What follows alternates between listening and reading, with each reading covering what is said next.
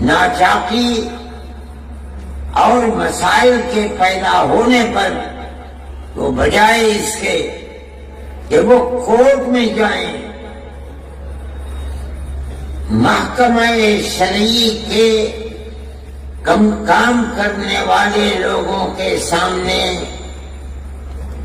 اپنی تحریر دیں گے کہ ہمارے اختلافات ہیں، ہم آپ کو حکم بناتے ہیں اور آپ جو فیصلہ کریں گے ہمیں منظور ہوگا،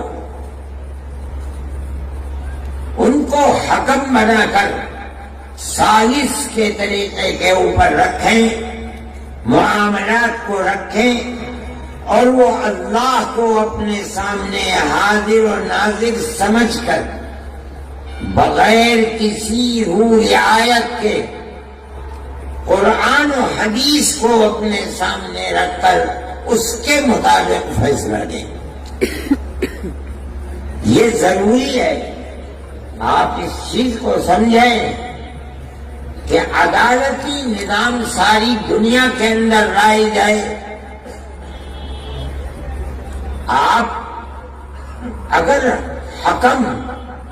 اور حاکم بن کر بیٹھیں گے تو آپ کے خلاف مقدمے ہوں گے، آپ ہار جائیں گے، آپ کا نظام بند ہو جائے گا۔ اگر آپ کسی چیز کو چلا سکتے ہیں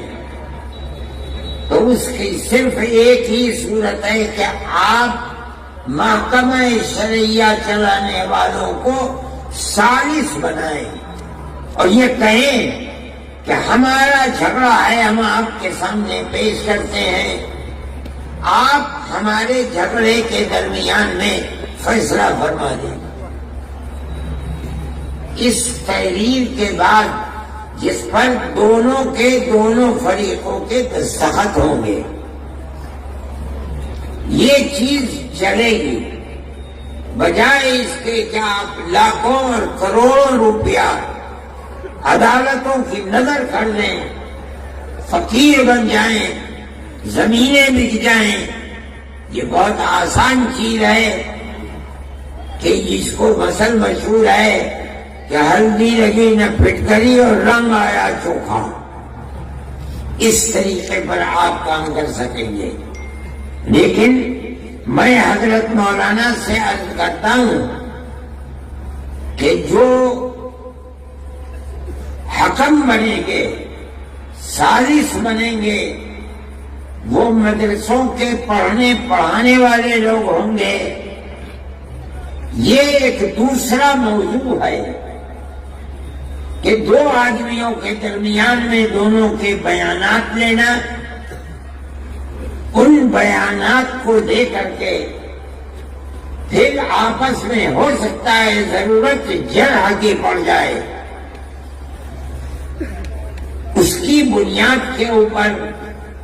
ہو سکتا ہے گواہوں کی ضرورت پڑے۔ فیصلہ کرنے کے لیے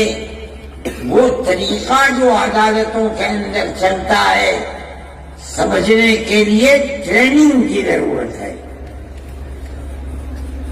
میں ان حضرات سے مولانا سے میں نے منصور پوری سے مولانا سلمان صاحب منصور پوری سے میں نے کہا تھا کہ حضرت مولانا جب متعین کر دیں کہ اس جگہ یہ، اس جگہ یہ، اس جگہ یہ، ان کو 1 2 3 4 دن کے لیے بلاؤ، جو لوگ طریقہ جانتے ہیں ان کی ٹریننگ کریں، انہیں بتائیں، تاکہ فریقین میں کسی کو اپنے دل میں یہ حسرت نہ رہے کہ معاملہ صاف نہیں ہوا اور ہم اپنے دلائل پیش نہیں کر سکے، یا ہم نے پیش کیے انہیں قبول نہیں کیا جا سکا۔ ہر چیز تحریر میں لے آنی چاہیے۔